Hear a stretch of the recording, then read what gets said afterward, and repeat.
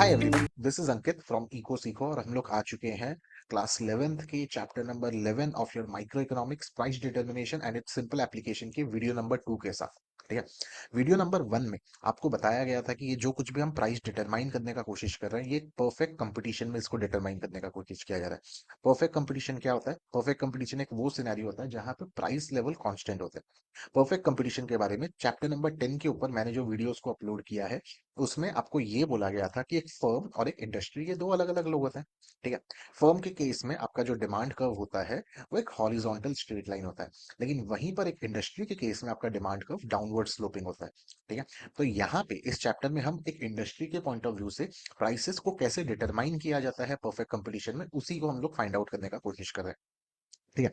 आपको बताया गया था मार्केट सप्लाई के बारे में, मार्केट डिमांड के बारे में, और ये दोनों को यूज करके इक्विलिब्रियम लेवल कैसे निकाला जाता है। ठीक है। जो इक्विलिब्रियम लेवल है, उस इक्विलिब्रियम लेवल पे आपको ये बताया गया था कि डिमांड और सप्लाई इक्वल होता है, एंड करके ही इसको इक्विलिब्रियम लेवल का नाम दिया गया है। ठीक है। हम ये बात किए थे कि अगर मार्केट में प्राइसेस इक्विलिब्रियम लेवल के नीचे होते हैं, उसके वजह से हो जाता है एक्सेस डिमांड, और अगर मार्केट में प्राइसेस इक्विलिब्रियम लेवल से ऊपर होते हैं तो उसकी वजह से हो जाता है एक्सेस सप्लाई। ठीक है। आपको ये भी बोला गया था कि मार्केट में ये जो प्राइस लेवल के चेंजेस की वजह से एक्सेस डिमांड या फिर एक्सेस सप्लाई हो रहा है, ये ज्यादा समय तक टिकता नहीं है। क्यों नहीं टिकता? क्योंकि डिमांड और सप्लाई के फोर्सेस ये लोग काम करने लगते हैं। ठीक है। एक एग्जांपल लेते हैं कि लेट से किसी कारण हेतु, ठीक है, अगर मार्केट में प्राइसेस 2 रुपीज हो जाता है, तो 2 रुपीज में क्लियरली मेरे को दिख रहा है कि सर सप्लाई आपका कम है और डिमांड आपका ज्यादा है। ठीक है। सप्लाई आपका कम है और डिमांड आपका ज्यादा है। OS is less than OD. तो इस सिचुएशन में होता क्या है? इस सिचुएशन में यही होता है कि वो सारे बायर्स जो हैं, जिनको गुड्स चाहिए, ठीक है, उनको उतना गुड्स मिल नहीं रहा, तो they start to offer to pay more. ठीक है। वो लोग ऑफर करते हैं कि हम और ज्यादा आपको पेमेंट करेंगे, आप मेरे को ही गुड्स दीजिए। तो जब वो लोग ये ऑफर करते हैं पेमेंट बढ़ाने का, तो उसके वजह से law of supply kick in होता है। लॉ ऑफ सप्लाई आपको क्या बोलता है? जब कभी भी मार्केट में प्राइसेस बढ़ेगा, तो सप्लाई भी एक प्रोड्यूसर ज्यादा करना चाहेगा, और जैसे ही प्राइस लेवल मार्केट में बढ़ता है, उसके वजह से लॉ ऑफ डिमांड काम करने लगता है। एंड लॉ ऑफ डिमांड आपको बोलता है कि प्राइसेस बढ़ने से डिमांड कमेगा। एंड ये तब तक होते रहता है, डिमांड और सप्लाई के बीच में पुश एंड पुल, ये तब तक होते रहता है जब तक इकोनॉमी वापस से पॉइंट ई पे आके सेटल डाउन ना हो जाए। सो ये जो कुछ भी हो रहा है, एक्सेस डिमांड या फिर एक्सेस सप्लाई, ये टेम्पररी होता है, क्योंकि मार्केट फोर्सेस अपने आप में ही चीजों को करेक्ट कर लेते हैं। ठीक है। लास्ट क्लास में आपको ये भी बोला गया था कि viable industry and non viable industry क्या होता है। वायबल इंडस्ट्री वो इंडस्ट्री होता है जहां पे मार्केट एग्जिस्ट करता है, जहां पे डिमांड और सप्लाई एक दूसरे से मीट करते हैं, एक इक्विलिब्रियम पॉइंट को डिटरमाइन किया जा सकता है। लेकिन नॉन वायबल इंडस्ट्री एक वो इंडस्ट्री होता है जहां पे मार्केट एग्जिस्ट ही नहीं करता। ठीक है। वहां पे डिमांड और सप्लाई एक दूसरे से इंटरसेक्ट कर ही नहीं रहे पॉजिटिव एक्सिस में, वहां पे इक्विलिब्रियम पॉइंट आ ही नहीं रहा। तो इस प्रकार का इंडस्ट्री एक इकोनॉमी में एग्जिस्ट ही नहीं करेगा। ठीक है। सो आज के वीडियो में, वीडियो नंबर 2 में स्टार्ट करते हैं कि सर अगर जब कभी भी डिमांड कर्व या फिर सप्लाई कर्व में शिफ्ट्स आते हैं, उसके पीछे का कारण क्या है, उसके वजह से क्या इंपैक्ट हो सकता है। So before diving into a lot of graphs, ठीक है, क्योंकि इस चैप्टर में बहुत सारे ग्राफ्स हम देखने वाले हैं, तो फर्स्ट समझ लेते हैं, थोड़ा सा रिकैप कर लेते हैं कि सर पहले वाले वीडियोस में आपने क्या पढ़ाया था। ठीक है। सो बच्चा, पहले वाली वीडियोस में आपको बोला गया था डिमांड बहुत सारे फैक्टर्स की वजह से अफेक्टेड होता है। एक होता है प्राइस ऑफ द गुड, एक होता है price of the substitute good, एक होता है price of the complementary good, income level, taste and preference, expectation of prices in the future, change in population. ये सारे फैक्टर्स की वजह से डिमांड अफेक्टेड होता है। ठीक है। आपको डिमांड वाले वीडियो में ये भी बोला गया था कि सारे फैक्टर्स को मैं दो अलग अलग कैटेगरी में डिवाइड करने वाला हूँ। एक कैटेगरी जो कि प्राइस ऑफ द गुड है, उसको मैं प्राइस फैक्टर बोलने वाला हूँ। ठीक है। और एक कैटेगरी जो कि प्राइसेस के अलावा कुछ है, इनको मैं नॉन प्राइस फैक्टर्स बोलने वाला हूं। ठीक है। आपको ये भी बोला गया था कि प्राइस फैक्टर्स के वजह से, अगर जब कभी भी प्राइसेस में कुछ चेंज होता है, उसके वजह से there is a movement along the demand curve, but due to non price factors क्या होता है? There is a shift of demand curve, and that is what we are gonna look at. ठीक है। सो अगर ये आपका डिमांड कर्व है, ये मैं पॉइंट ए पे था, अब मैं पॉइंट बी पे आ रहा हूं। ये क्यों हो रहा है? क्योंकि प्राइस लेवल चेंज हुआ है। This is movement along the demand curve. ठीक है। लेकिन अगर ये मेरा डिमांड कर्व है, मैं पहले पॉइंट ए पे था, अब मैं एक नया डिमांड कर्व बना के पॉइंट सी पे आ रहा हूं, तो इसको बोला जाता है शिफ्ट। और शिफ्ट क्यों होते हैं? शिफ्ट होते हैं because of non price factors. Sir non price factors क्या क्या है? नॉन प्राइस फैक्टर्स आपका ये 6 पॉइंट है। ठीक है। Similarly same concept with the supply, कि सप्लाई को भी जितने फैक्टर्स अफेक्ट करते हैं उन सारे फैक्टर्स को मैं दो कैटेगरी में डिवाइड कर सकता हूँ। एक को मैं नाम दूंगा प्राइस फैक्टर, दूसरे को मैं नाम दूंगा non price factor. Price factor में अगर कुछ चेंज होगा तो I will call it movement along the supply curve, and अगर नॉन प्राइस फैक्टर्स में कुछ चेंजेस हो रहे हैं I will start to call it the shift of the supply curve. ठीक है। तो ये दो एप्लीकेशंस को यूज करते हुए हम लोग देखने वाले हैं कुछ केसेस, कुछ नहीं बहुत सारे केसेस, ठीक है, जहां पे सर मार्केट में अगर कोई चीज का डिमांड बढ़ रहा है, ठीक है, कि सर अभी विंटर्स आने वाला है, तो विंटर्स आएगा तो विंटर वेयर को लेकर, स्वेटर को लेकर, शॉल को लेकर उसका डिमांड बढ़ेगा, तो उसके वजह से प्राइस लेवल के ऊपर क्या इंपैक्ट आएगा, आप मेरे को उसके बारे में बोल सकते हो क्या? तो बच्चा यही सारे आपके क्वेश्चंस को आंसर करने के लिए हम ये वीडियो 2 लेकर आए, ठीक है। सो चलिए स्टार्ट करते हैं and let's look at different cases.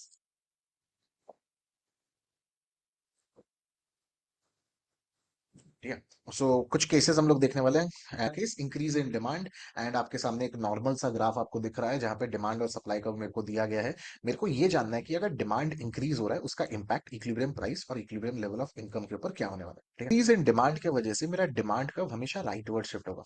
I hope आप लोग को ये पता होगा कि increase in demand will lead to a rightward shift of the demand curve, and decrease in demand will lead to a leftward shift of the demand curve. ठीक है। सो पहले अगर मैं डी पॉइंट पे था, अब मैं आ गया D1 पॉइंट पे। सो इंक्रीज इन डिमांड की वजह से मेरे को एक नया डिमांड कर्व मिला, और उसके वजह से मेरे को एक नया इक्विलिब्रियम पॉइंट मेरे को मिल रहा है, और क्लियरली मेरे को दिख रहा है कि पहले के मुकाबले इक्विलिब्रियम प्राइस एक इकोनॉमी में बढ़ रहा है, एंड पहले के मुकाबले इक्विलिब्रियम क्वांटिटी भी एक इकोनॉमी में बढ़ रहा है। So what can we conclude here? Equilibrium price increases, equilibrium quantity also increases. That is the first case, increase in demand. Increase in demand leads to a increase in equilibrium price as well as equilibrium quantity. तो हमारे मन में जो सवाल था कि sir winters आने वाले हैं, विंटर इज कमिंग, और स्वेटर्स को लेकर, जैकेट्स को लेकर उसके प्राइसेस के ऊपर क्या इंपैक्ट आएगा? तो क्योंकि विंटर्स आने वाला है तो लोग ज्यादा डिमांड करेंगे, और क्योंकि लोग ज्यादा डिमांड करेंगे तो मार्केट में उसका प्राइसेस और उसके क्वांटिटीज भी बढ़ जाएंगे। ठीक है। That brings us to case number 2, decrease in demand. ठीक है। सो डिक्रीज इन डिमांड के केस में क्या होता है बच्चा, आपका जो डिमांड कर्व है, अब ये आपका डिमांड कर्व लेफ्टवर्ड शिफ्ट होता है। ठीक है। सो अगर वो आपका डी था, ये आपका बन गया D1, पहले के मुकाबले लेफ्टवर्ड शिफ्ट हुआ। D1 मेरे एग्जिस्टिंग सप्लाई कर्व से कहां पे मीट कर रहा है? यहाँ पे मीट कर रहा है, और क्लियरली मेरे को दिख रहा है कि यहाँ पे पहले के मुकाबले इक्विलिब्रियम प्राइस मेरा कमा है, एंड पहले के मुकाबले इक्विलिब्रियम क्वांटिटी भी मेरा कम रहा है। So there is a reduction in equilibrium price and there is a reduction in equilibrium quantity. That is my case number 2। Move करते हैं केस नंबर 3 की तरफ, जहां पे हम बात करने वाले हैं increase in supply. So case number 3, increase in supply. जब कभी भी सप्लाई इंक्रीज होता है तो यहाँ पे अब सिर्फ सप्लाई कर्व आपका राइटवर्ड शिफ्ट होगा, ये चीज पे ध्यान दीजिए। ठीक है। डिमांड के बारे में कुछ नहीं बोला है तो आप डिमांड के साथ कुछ भी नहीं करोगे, और अगर सप्लाई कर्व आपका राइटवर्ड शिफ्ट हो रहा है तो आपको क्या दिख रहा है कि पहले के मुकाबले इक्विलिब्रियम प्राइस आपका कम गया, लेकिन पहले के मुकाबले इक्विलिब्रियम क्वांटिटी आपका बढ़ गया। So what can we conclude? If there is a increase in supply, increase in supply की वजह से इक्विलिब्रियम प्राइस हमारा कमता है, इक्विलिब्रियम क्वांटिटी हमारा बढ़ता है। ठीक है। मूव करते हैं केस नंबर 4 के तरफ, that is decrease in supply. ठीक है। सो डिक्रीज इन सप्लाई मतलब यहाँ पे सप्लाई कर्व हम लोग का लेफ्टवर्ड शिफ्ट करेगा, और जब कभी भी सप्लाई कर्व लेफ्टवर्ड शिफ्ट करेगा उसका इंपैक्ट इक्विलिब्रियम प्राइस और इक्विलिब्रियम क्वांटिटी के ऊपर क्या आने वाला है, हम वही चीज को डिटरमाइन करना चाहते हैं। सो ये था आपका S, ये आपका बन गया S1, और क्लियरली मेरे को दिख रहा है पहले के मुकाबले इक्विलिब्रियम प्राइस आपका बढ़ रहा है, एंड पहले के मुकाबले इक्विलिब्रियम क्वांटिटी आप लोग का घट रहा है। ठीक है। So that is the fourth case, equilibrium price increases and equilibrium quantity reduces. ठीक है। मूव करते हैं केस नंबर 5 की तरफ। केस नंबर 5, जो कि हम बात करने वाले हैं कि sir what will happen if both demand and supply decreases.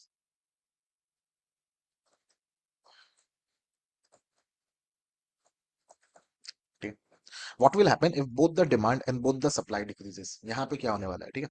अच्छा, यहाँ पे ना थोड़ा सा हम लोग को कंफ्यूजन होता है कि सर डिमांड सप्लाई डिक्रीज होगा, लेकिन ये कौन से प्रपोर्शन में होगा? ऐसा हो सकता है कि डिमांड थोड़ा ज्यादा फॉल कर रहा है, या फिर ऐसा हो सकता है कि डिमांड थोड़ा कम फॉल कर रहा है। तो यहाँ पे एग्जैक्टली आप क्या कंक्लूड करने वाले हो, ये हम लोग को लेकर कंफ्यूजन होता है। ठीक है।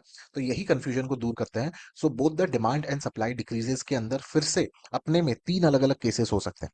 ऐसा हो सकता है कि decrease in demand is equals to decrease in supply, या फिर ऐसा हो सकता है कि decrease in demand is less than decrease in supply, या फिर ऐसा हो सकता है कि decrease in demand is more than decrease in supply. तो ये तीनों केसेस को हम लोग इवेल्युएट करने वाले हैं। ठीक है। तो सबसे पहला case, that is decrease in demand is equals to decrease in supply. ठीक है। So decrease in demand is equals to decrease in supply. So थोड़ा सा केयरफुल रहिएगा यहाँ पे। आपको डिमांड कर्व को जितना लेफ्टवर्ड शिफ्ट करना है, एग्जैक्टली उतना ही हम सप्लाई कर्व को लेफ्टवर्ड शिफ्ट करेंगे। ठीक है। सो ये मेरा सप्लाई कर्व चला गया लेफ्टवर्ड, ये वाला मेरा डिमांड कर्व चला गया leftward. I have to be a bit careful here. ठीक है।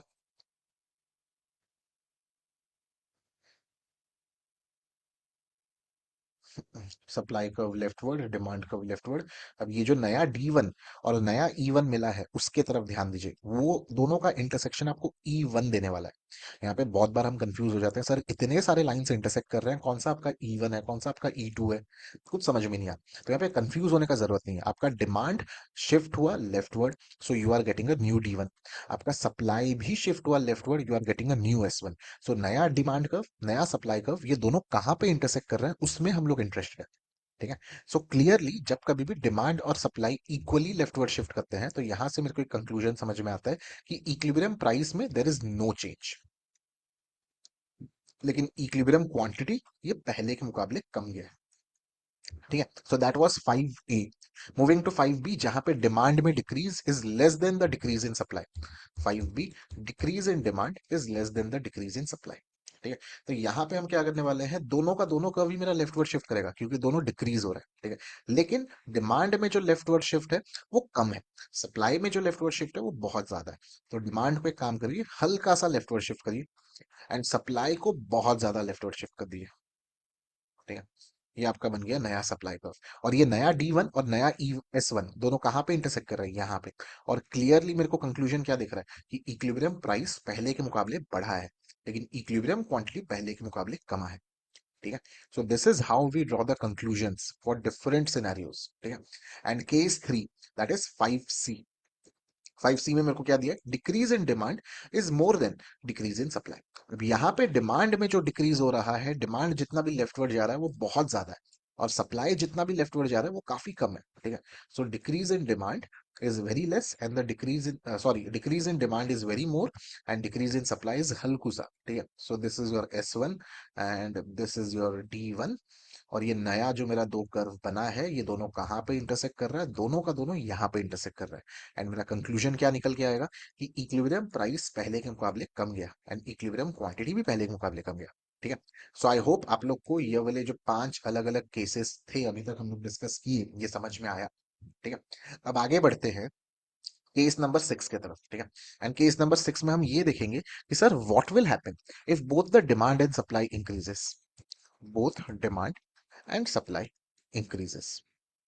ठीक है। और अगर आपने ये गेस कर चुका है तो यू आर करेक्ट, क्योंकि सर यहाँ पे भी 3 अलग अलग केसेस बनेंगे कि सप्लाई और डिमांड इक्वली इंक्रीज कर रहा है, या फिर increase in demand is less than increase in supply, या फिर increase in demand is more than increase in supply. तो एक एक करके केस नंबर 6 के अंदर भी ये 3 अलग अलग सिनेरियोस को इन्वेस्टिगेट कर लेते हैं। तो सबसे पहला case, increase in demand is equals to increase in supply. तो अगर कभी ऐसा होता है कि मेरा डिमांड कर्व और सप्लाई कर्व दोनों ही राइटवर्ड शिफ्ट हो रहा है और सेम प्रपोर्शन में राइटवर्ड शिफ्ट हो रहा है, तो मेरे को थोड़ा केयरफुल रह के ग्राफ बनाना पड़ेगा। ठीक है। सो सप्लाई कर्व को मैं राइटवर्ड शिफ्ट कर दूंगा और ये आ जाएगा मेरा S1 पे, और डिमांड कर्व को भी मैं राइटवर्ड शिफ्ट कर दूंगा और ये आ गया मेरा D1। और क्लियरली मेरे को दिख रहा है कि पहले के मुकाबले इक्विलिब्रियम प्राइस अब भी सेम है, लेकिन इक्विलिब्रियम क्वांटिटी बढ़ गया। इक्विलिब्रियम प्राइस में there is no change, but equilibrium quantity has increased. So I hope case number 6 का बिट 1 आपको समझ में आया हो, क्योंकि अब हम मूव करने वाले हैं केस नंबर 6 के बिट 2 के तरफ, जहां पे डिमांड भी राइटवर्ड शिफ्ट हो रहा है, सप्लाई भी राइटवर्ड शिफ्ट हो रहा है, लेकिन डिमांड कम शिफ्ट हो रहा है और सप्लाई ज्यादा शिफ्ट हो रहा है। So increase in demand is less than increase in supply. ठीक है। सो डिमांड आपका राइटवर्ड शिफ्ट हो रहा है, सप्लाई आपका राइटवर्ड शिफ्ट हो रहा है, लेकिन सप्लाई बहुत ज्यादा राइटवर्ड शिफ्ट हो रहा है। ठीक है। तो एक काम करिए, जानबूझ के सप्लाई को इतना आगे कर दीजिए, जानबूझ के हम लोग कर रहे हैं। ठीक है। सो दैट कुछ कंफ्यूजन का रूम ही ना बचे, और सब डिमांड कर्व को हल्कू सा हम लोग आगे करते हैं। ठीक है। ये दो नया कर्व कहाँ पे मीट कर रहा है, यहाँ पे मीट कर रहा है, ये मेरा E1 है। और क्लियरली मेरे को दिख रहा है कि इक्विलिब्रियम प्राइस पहले के मुकाबले कमा है। ठीक है। अगर आप ये E1 को ड्रॉ करोगे वाई एक्सेस तक तो आपको OP1 मिलेगा। पहले के मुकाबले पहले आपका इक्विलिब्रियम प्राइस OP हुआ करता था और अब आप लोग का इक्विलिब्रियम प्राइस OP1 हो गया। एंड क्लियरली पहले के मुकाबले इक्विलिब्रियम क्वांटिटी बढ़ा है। ठीक है। So that was 6 part B। Moving to 6 part C, when the increase in demand is more than increase in supply. तो यहाँ पे जानबूझ के हम जो डिमांड कर्व को बहुत ज्यादा राइटवर्ड शिफ्ट करेंगे एंड सप्लाई कर्व को थोड़ा सा हम लोग राइटवर्ड शिफ्ट करेंगे। ठीक है। सो डिमांड कर्व को जानबूझ के बहुत ज्यादा राइटवर्ड शिफ्ट करिए, आपका बन गया D1। एंड सप्लाई कर्व को हल्का सा राइटवर्ड शिफ्ट करिए, ये आपका बन गया S1। और दोनों कहाँ पे मिल रहे हैं? E1 पे मिल रहे हैं। और हमको क्या दिख रहा है? इक्विलिब्रियम प्राइस पहले के मुकाबले बढ़ा है, इक्विलिब्रियम क्वांटिटी भी पहले के मुकाबले बढ़ा है। ठीक है। So that was case number 6 when both demand and supply increases.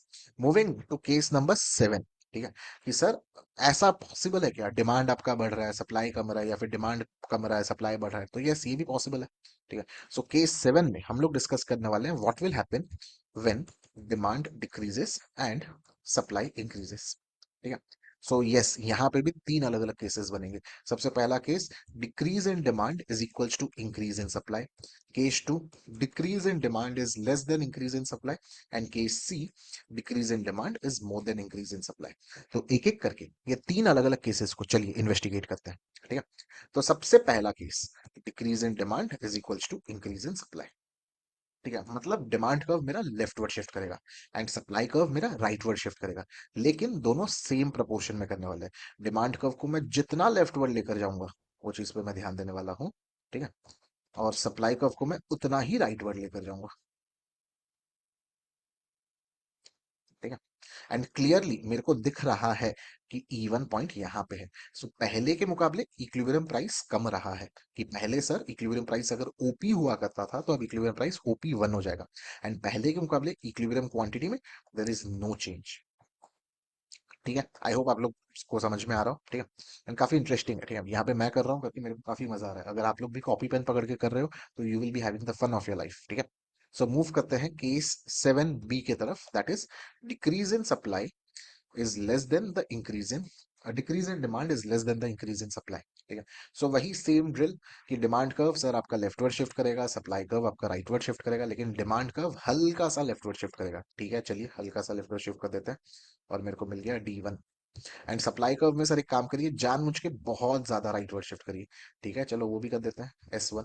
And clearly मेरे को दिख रहा है कि पहले के मुकाबले इक्विलिब्रियम प्राइस E1 पॉइंट पे कम रहा है एंड इक्विलिब्रियम क्वांटिटी मेरा बढ़ रहा है। ठीक है। So moving to case 7C। ठीक है। 7C, अगर आप लोग रिकॉर्डिंग देख रहे हैं तो वीडियो को पॉज करिए, हर एक केस को खुद से ट्राई करिए, that will be more fun. ठीक है। So decrease in demand is more than the increase in supply. ठीक है, कि सर अगर ऐसा कुछ सिनेरियो होगा तो क्या होगा? Decrease in demand is more than the increase in supply. So demand curve बहुत ज्यादा लेफ्टवर्ड शिफ्ट करने वाला है, यहाँ कहीं आ जाएगा डिमांड कर्व आपका। ठीक है, लेकिन सप्लाई कर्व हल्का सा ही राइटवर्ड शिफ्ट करेगा, यहाँ कहीं आ जाएगा आप लोग का S1। और ये दोनों कहाँ पे मीट कर रहे हैं? E1 पे मीट कर रहे हैं। एंड क्लियरली मेरे को दिख रहा है कि इक्विलिब्रियम प्राइस पहले के मुकाबले कम गया एंड इक्विलिब्रियम क्वांटिटी पहले के मुकाबले ये भी कम रहा है। सो दोनों ही चीज मेरा कम रहा है। So that was case number 7। Move करते हैं केस नंबर 8 के तरफ कि sir what will happen if in an economy the when demand increases and supply decreases. ठीक है। सो यस, यहाँ पे भी फिर से तीन केसेस बनेंगे। ये तीन केस क्या है? Increase in demand is equals to decrease in supply, या फिर increase in demand is less than decrease in supply, या फिर increase in demand is more than decrease in supply. ठीक है। सो ये तीन अलग अलग केसेस को भी इन्वेस्टिगेट कर लेते हैं। सबसे पहला case, increase in demand is equals to decrease in supply. And अगर आपने अभी तक गेस कर लिया है तो you are correct. Increase in demand मतलब डिमांड का मेरा राइटवर्ड शिफ्ट होने वाला है। एंड बहुत केयरफुली, ये जब कभी भी इक्वल्स टू वाला केस है, बहुत केयरफुली हम लोग यहाँ पे मूव करना पड़ता है। डिमांड कर्व को मैं जितना राइटवर्ड शिफ्ट करूंगा, मेरे को केयरफुली सप्लाई कर्व को उतना ही लेफ्टवर्ड शिफ्ट करना। ठीक है, I will be very careful. S1, supply curve मेरा rightward, sorry supply curve leftward, demand curve मेरा राइटवर्ड। एंड क्लियरली ये जो मेरे को E1 मिल रहा है, ये E के ठीक ऊपर है। सो मेरे को दिख रहा है इक्विलिब्रियम प्राइस इस इकोनॉमी में बढ़ जाएगा एंड इक्विलिब्रियम क्वांटिटी में देयर इज नो चेंज। ठीक है। मूव करते हैं केस B के तरफ। 7B, that is increase in demand is less than decrease in supply. ठीक है, तो अगर कभी कुछ ऐसा होगा तो क्या होने वाला है? So demand curve rightward shift करेगा, लेकिन हल्का सा। ठीक है, सो डिमांड कर्व को हल्का सा राइटवर्ड शिफ्ट कर देते हैं, ये बन गया मेरा D1। और सप्लाई कर्व लेफ्टवर्ड शिफ्ट करेगा, लेकिन बहुत ज्यादा। सप्लाई कर्व को लेफ्टवर्ड शिफ्ट कर दो बहुत ज्यादा। एंड ये जो मेरे को नया पॉइंट E1 मिल रहा है, मेरे को क्लियरली दिख रहा है कि पहले के मुकाबले इक्विलिब्रियम प्राइस मेरा बढ़ा है। एंड इक्विलिब्रियम क्वांटिटी के बारे में अगर आप बात करो, देयर इज नो चेंज। ठीक है, सॉरी गलत बोल दिया, इक्विलिब्रियम क्वांटिटी भी आपका कम रहा है। इक्विलिब्रियम क्वांटिटी आप लोग का कम रहा है। ठीक है, सो इक्विलिब्रियम प्राइस मेरा बढ़ रहा है, इक्विलिब्रियम क्वांटिटी मेरा कम रहा है। इक्विलिब्रियम प्राइस क्यों बढ़ रहा है? Because I am now reaching at OP1। और इक्विलिब्रियम क्वांटिटी क्यों कम रहा है? क्योंकि I am now reaching at OQ1। ठीक है, मूव करते हैं 8C के तरफ, जहां पे इंक्रीज इन डिमांड, ठीक है, increase in demand is more than the decrease in supply, is more than the decrease in supply. ठीक है, तो जानबूझ के डिमांड कर्व को बहुत ज्यादा आप लोग राइटवर्ड शिफ्ट कर दिए। यहाँ कहीं आ गया मेरा डिमांड कर्व। एंड जानबूझ के सप्लाई कर्व को हल्का सा हम लोग लेफ्टवर्ड शिफ्ट करेंगे। यहाँ कहीं आ गया मेरा सप्लाई कर्व, और दोनों इंटरसेक्ट कर रहा है इस पॉइंट E1 पे। And clearly I can see that equilibrium price has increased and equilibrium quantity has also increased. ठीक है, सो आई होप आप लोग को पिछले 5-10 मिनट में हमने जो भी 8 अलग अलग केसेस डिस्कस किया, काफी अच्छे से समझ में आया हो, इंटरेस्टिंग लगा हो। क्योंकि एग्जाम में हम लोग को ऐसा डायरेक्ट क्वेश्चन भी आ सकता है, या फिर एग्जाम में हम लोग को इनडायरेक्टली भी दे सकता है। इनडायरेक्टली आप लोग को एग्जाम में क्या क्वेश्चन देगा? आप लोग को ये बोल सकता है कि किसी कारण हेतु एक कंट्री में कुछ डिजास्टर आता है, और उस डिजास्टर के वजह से सप्लाई कम जा रहा है। So tell the impact on the equilibrium prices and the equilibrium quantity in the market. तो आपको यहाँ पे वही चीज बोलना है। ठीक है, सो ये थे 8 डिफरेंट केसेस। ठीक है सर, क्या खत्म हो गया? नहीं, अब भी नहीं खत्म हुआ बच्चा। ठीक है, अब भी आपको और 10 मिनट बैठना है। ठीक है, so let's talk about some special cases. ठीक है, तो सम स्पेशल केसेस में सबसे पहला केस हम देखने वाले हैं कि सर अगर देर is a increase in demand and supply is perfectly elastic. ठीक है, तो सप्लाई के बारे में आपको बोला है, सप्लाई इज परफेक्टली इलास्टिक। ठीक है, and if we have forgotten कि सप्लाई परफेक्टली इलास्टिक के केस में कैसा दिखता है, तो चलिए उसको देखते हैं।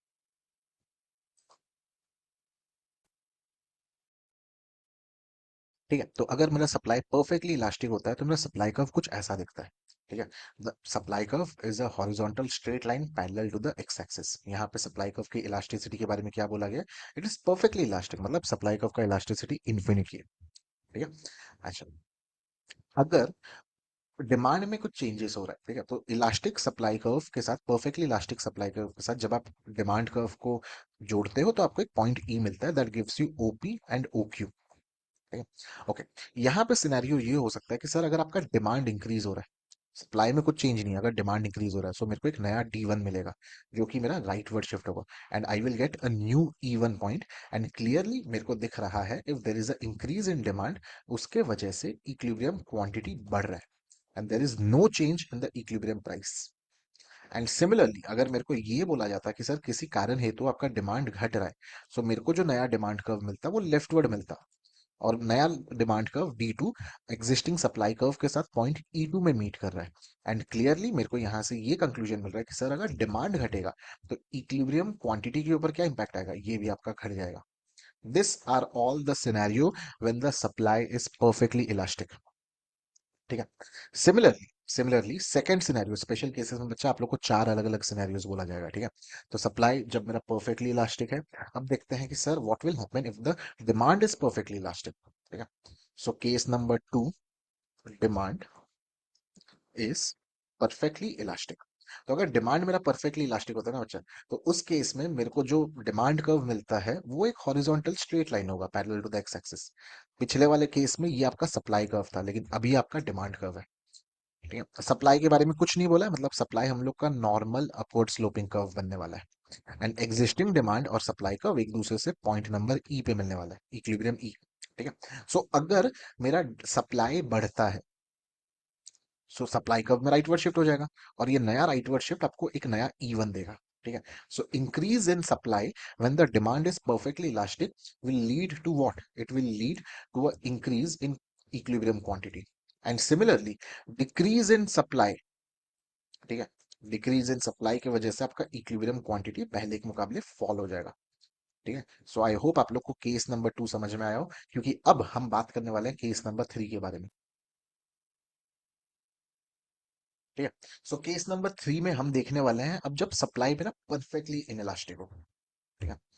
तो सप्लाई इज परफेक्टली इनइलास्टिक।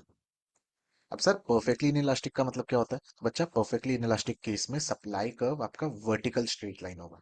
ठीक है। तो कुछ ऐसा आपका दिखने वाला है अब सप्लाई कर्व। तो ये मेरे को मिल गया मेरा सप्लाई कर्व। ठीक है। डिमांड के बारे में मेरे को ऑलरेडी पता है, डिमांड तो मेरा डाउनवर्ड स्लोपिंग ही होता है। डिमांड के बारे में क्वेश्चन में मेरे को कुछ बोला भी नहीं है। ठीक है। सो ये डिमांड और ये सप्लाई एक दूसरे से मीट करते हैं पॉइंट ई पे। अब अगर मेरे को ऐसा बोला जाता there is a increase in demand, जब कभी भी डिमांड में इंक्रीज होता है तो मेरा डिमांड का राइटवर्ड शिफ्ट होता है।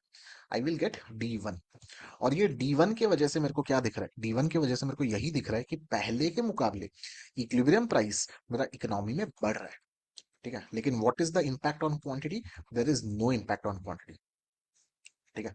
And using the same logic, अगर मेरा डिमांड कम था, ठीक है, सो ये मेरे को मिल जाता D2, which is a leftward shift, and D2 existing supply curve से meet कर रहा है at the point E. So if there is a decrease in supply, इससे मेरे को क्या impact देखने को मिलता है कि equilibrium price मेरा fall करता है। ठीक है। सो आई होप आप लोग को केस नंबर 3 अच्छे से समझ में आयो, क्योंकि अब हम बात करने वाले हैं केस नंबर 4 की तरफ। ठीक है। And all of you have been waiting कि सर ये केसेस कब खत्म होंगे। ठीक है। तो बस ये लास्ट केस है बच्चा। ठीक है। एंड आपको अगर बोर लग रहा है उसके पीछे का रीजन यही है कि you are not holding a copy and you are not pausing the video and you are not doing it yourself. खुद से करके देखिए, हर एक केस के बाद वीडियो को पॉज करिए, खुद से ट्राई करिए, फिर वापस से रिज्यूम करिए एंड देखिए आपका आंसर करेक्ट हो रहा है कि नहीं। बिकॉज खुद से करने में जो फन है ना, वो कोई और कर दे तो वो फन नहीं है। ठीक है। सो मूव करते हैं आखिरी स्पेशल केस की तरफ, जहां पे हम बात करने वाले हैं what will happen if demand is perfectly inelastic. और अगर डिमांड मेरा परफेक्टली इनइलास्टिक है तो उस केस में डिमांड कर्व मेरा एक वर्टिकल लाइन बनता है। ठीक है। तो ये बन जाएगा मेरा डिमांड कर्व। ठीक है। और सप्लाई कर्व के बारे में हमको ऑलरेडी पता है कि सप्लाई कर्व तो ऊपर की तरफ जाता है। सो ये एग्जिस्टिंग डिमांड और एग्जिस्टिंग सप्लाई कर्व एक दूसरे से मिल रहा है पॉइंट ई पे। ठीक है। सो अगर देर is a increase in supply, तो हमको ऑलरेडी पता है इंक्रीज इन सप्लाई की वजह से सप्लाई कर्व राइटवर्ड शिफ्ट करता है। ठीक है। और ये राइटवर्ड शिफ्ट करने की वजह से मेरे को एक नया पॉइंट E1 मिल रहा है, और क्लियरली मेरे को दिख रहा है कि इक्विलिब्रियम प्राइस मेरा फॉल कर रहा है, but there is no change in equilibrium quantity. ठीक है। So equilibrium price falls if there is a increase in supply, specially when the demand is perfectly inelastic. And finally अगर मेरा supply fall कर रहा है, सप्लाई फॉल करेगा मतलब supply curve मेरा ऊपर की तरफ जाएगा, लेफ्टवर्ड शिफ्ट करेगा, एंड क्लियरली मेरे को दिख रहा है कि equilibrium price is rising and there is no mention about equilibrium quantity, or what I mean to say is that there is no change in equilibrium quantity। ठीक है। सो I hope आप लोग को ये सारे केसेस इन टोटल पता भी नहीं चला, लेकिन हमने 24 अलग अलग 24 different graphs we have discussed so far. ठीक है। सो मूव करते हैं हमारे इस चैप्टर के लास्ट पार्ट की तरफ, that is the government intervention. ठीक है। सो गवर्नमेंट इंटरवेंशन को समझने के लिए ये सोच के चलिए कि ये है मेरा डिमांड और सप्लाई कर्व। ठीक है। ये आपको पता है आप लोग का सप्लाई कर्व है, ये आप लोग को पता है आप लोग का डिमांड कर्व है। और डिमांड एंड सप्लाई के इंटरेक्शन से ही सर प्राइसेस डिटरमाइन होता है। Yes, you are correct. ठीक है। एंड प्राइसेस ये जो कुछ भी कमोडिटी है उसके बारे में मैं आप लोग को बोलने वाला हूँ कुछ देर में, लेकिन लेट से इसका प्राइस मार्केट में सेट किया गया 50 रुपीज। ठीक है। और क्वांटिटी जो भी है हमको फर्क नहीं पड़ता। ठीक है। ओके, चलिए अब रिवील करते हैं कि ये कमोडिटी है क्या। So this is the demand for pen and this is the supply for pen. सो ये जो कुछ भी बनाया गया है ये demand and supply of pen को लेकर बनाया गया है कि इकोनॉमी में कितना पेन को डिमांड किया जा रहा है, कितना पेन को सप्लाई किया जा रहा है, उसके हिसाब से 50 रुपीज। ठीक। अब आप मेरे को एक चीज सोच के बताइए, गांव में अगर 50 रुपए में पेन बिक्री होने लगे तो क्या वहां की लोग, गांव के लोग उसको अफोर्ड कर पाएंगे? शायद नहीं। 50 रुपीज इज वेरी एक्सपेंसिव। ठीक है। और वो लोग क्या करेंगे, वो लोग फिर अपने बच्चों को स्कूल भेजना छोड़ देंगे। सो गवर्नमेंट यहाँ पे रियलाइज किया कि भैया अगर मैं मार्केट के भरोसे छोड़ दूं चीजों को, तो मार्केट तो 50 रुपए पे सेटल डाउन हो जाएगा, लेकिन 50 रुपए तो इक्विलिब्रियम प्राइस नहीं होना चाहिए, क्योंकि 50 रुपए में गरीबों का भला तो हो नहीं रहा। तो गवर्नमेंट यहाँ पे जानबूझ के प्राइसेस को एक अलग लेवल पे सेट करता है then what is the equilibrium price. और यही इसी को बोला जाता है गवर्नमेंट इंटरवेंशन। सो 50 रुपीज में पेन को बिक्री होना, that has been determined by the market forces of demand and supply, is not appropriate, because बहुत सारे गरीब लोग इसको अफोर्ड नहीं कर पाएंगे। सो गवर्नमेंट यहाँ पे क्या करता है, गवर्नमेंट आता है और प्राइसेस को इन्फ्लुएंस करता है। गवर्नमेंट आता है, गवर्नमेंट बोलता है कि भैया मैं प्राइसेस को 10 रुपीज में फिक्स कर रहा हूँ। सो 10 रुपीज में जब गवर्नमेंट फिक्स करेगा, यहाँ पे आप मेरे को बताइए क्या होगा। 10 रुपीज की वजह से सप्लाई कम जाएगा इकोनॉमी में, और 10 रुपीज की वजह से डिमांड बढ़ जाएगा इकोनॉमी में। 10 rupees will give rise to a situation जिसके बारे में आपको पहले भी बोला गया, विच इज एक्सेस डिमांड। ठीक है। तो गवर्नमेंट के इंटरवेंशन की वजह से अगर प्राइसेस को 10 रुपीज पे सेट किया जा रहा है, इसको हम बोलते हैं प्राइस सीलिंग। ठीक है। प्राइस सीलिंग का मतलब यही होता है कि प्राइसेस को एक इस लेवल पे सेट करना जो कि इक्विलिब्रियम लेवल के नीचे है। एंड सिमिलरली अगर किसी और कमोडिटी के लिए गवर्नमेंट आके प्राइसेस को 70 रुपीज फिक्स करता, सो 70 रुपीज में हमको दिख रहा है कि सप्लाई बढ़ जाएगा, 70 रुपीज में हमको दिख रहा है कि डिमांड कम जाएगा, तो this would have been the situation of excess supply. ठीक है। और एक्सेस सप्लाई, ये जो सिचुएशन क्रिएट हुआ और गवर्नमेंट ने यहाँ पे जो इंटरवेंशन करके 70 रुपए फिक्स किया, इसको ये 70 रुपीज के लेवल को हम बोलते हैं प्राइस फ्लोरिंग। ठीक है। सो पॉइंट यहाँ पे ये है कि price ceiling is a price that has been set by the government's intervention at a price below the equilibrium point. ठीक है।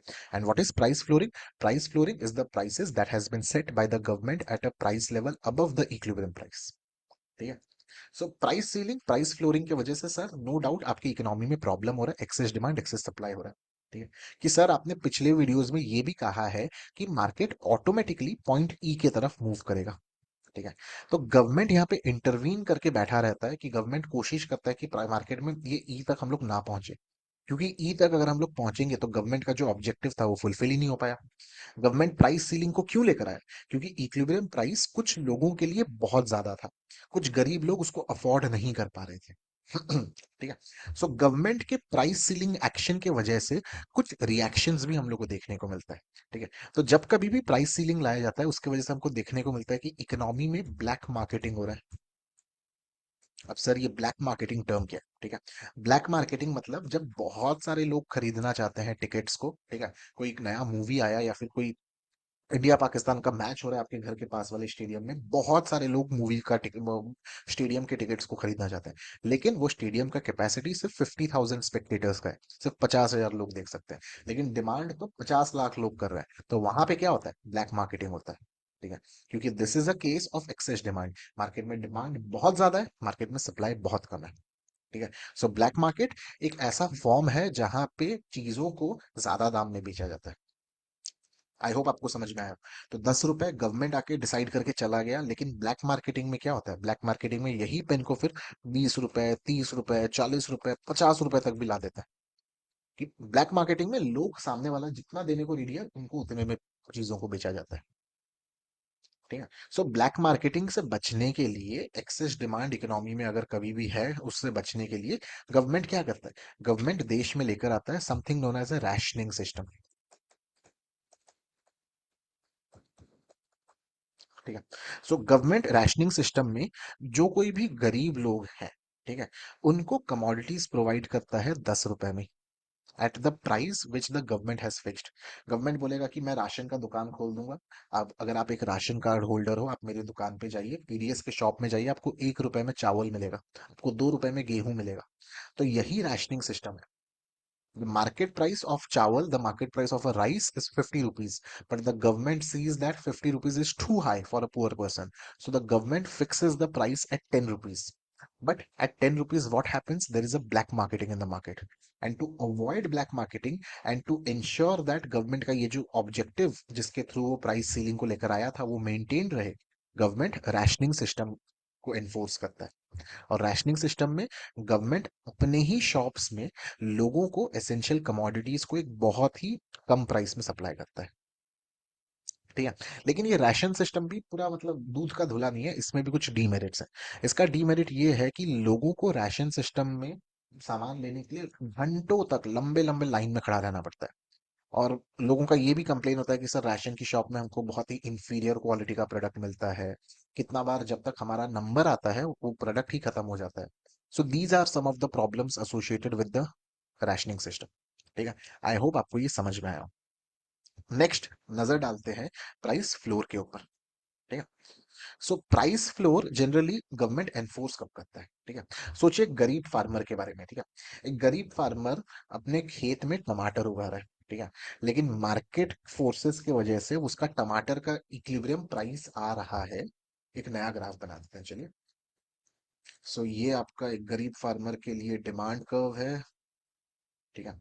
ये आपका गरीब फार्मर के लिए एक सप्लाई कर्व है। एंड मार्केट फोर्सेस वो गरीब फार्मर को बोलता है कि भैया आपको टमाटर बेचना है 5 रुपए में, आपसे जो ट्रेडर खरीदने आएगा आप उसको 5 रुपए में बेचोगे, ठीक है। यहाँ पे गवर्नमेंट देखता है कि भैया 5 रुपए तो बहुत ही कम है, एक फार्मर को एटलीस्ट 12 रुपए मिलना चाहिए, तो गवर्नमेंट प्राइस फ्लोरिंग के मदद से प्राइसेस को 12 रुपए सेट करता है। अब 12 रुपए जब गवर्नमेंट सेट किया ना, उसका इम्पैक्ट देखिए। उसका इम्पैक्ट ये है कि अचानक से फार्मर से टमाटर खरीदने के लिए बहुत कम लोग आ रहे हैं, लेकिन फार्मर बहुत ज्यादा क्वांटिटीज को सप्लाई करना चाहता है, ठीक है। So clearly there is a case of excess supply, ठीक है। लेकिन ये एक्सेस सप्लाई का जो सिचुएशन आ रहा है गवर्नमेंट के प्राइस फ्लोरिंग की वजह से, उसके पीछे का इंटेंशन समझिए। गवर्नमेंट चाहता था कि फार्मर को कुछ सपोर्ट मिले, ठीक है। गवर्नमेंट चाहता है कि एक गरीब मजदूर को कुछ सपोर्ट मिले। तो गवर्नमेंट मिनिमम वेज लेजिस्लेशन हो या फिर एग्रीकल्चरल प्राइस सपोर्ट प्रोग्राम हो, ये सबके तहत गवर्नमेंट मिनिमम सपोर्ट प्राइस करके एक स्कीम को लेकर आता है। तो ये जो प्राइस फ्लोरिंग है, आप उसको मिनिमम सपोर्ट प्राइस करके भी बोल सकते हैं, ठीक है। सो गवर्नमेंट इसको किया with the good intention of helping the poor farmers, of supporting the informal workers, ठीक है। लेकिन मार्केट तो ये चीज को रहने देगा नहीं। तो ये केस में गवर्नमेंट कैसे इंश्योर करता है कि अगर मैं 12 रुपए प्राइसेस को सेट किया हूं वो 12 रुपए ही रहे। तो गवर्नमेंट क्या करता है, मार्केट में जो कुछ भी एक्सेस सप्लाई हो रहा है वो सारा का सारा एक्सेस सप्लाई अपने पास खरीद ले रहा है, ठीक है। और वो सारा का सारा एक्सेस सप्लाई को यूज करता है to maintain buffer stocks. Buffer stocks का मतलब क्या है, एक्स्ट्रा स्टॉक गवर्नमेंट अपने पास रख के चलता है।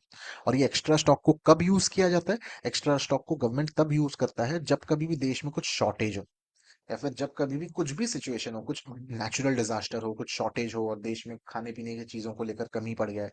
तो गवर्नमेंट जो कुछ भी एक्सेस सप्लाई के प्राइस फ्लोरिंग लगा के एक्सेस सप्लाई जब मार्केट में हुआ, जो कुछ भी गवर्नमेंट वहां से खरीदा उसको मेंटेन करके चलता है अपने बफर स्टॉक में। And in the process the price remains fixed at 12 rupees, ठीक है।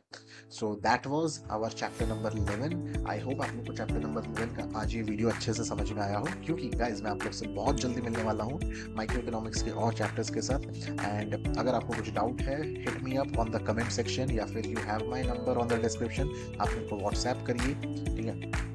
And yes that's all for now, thank you so much everyone, take care, bye.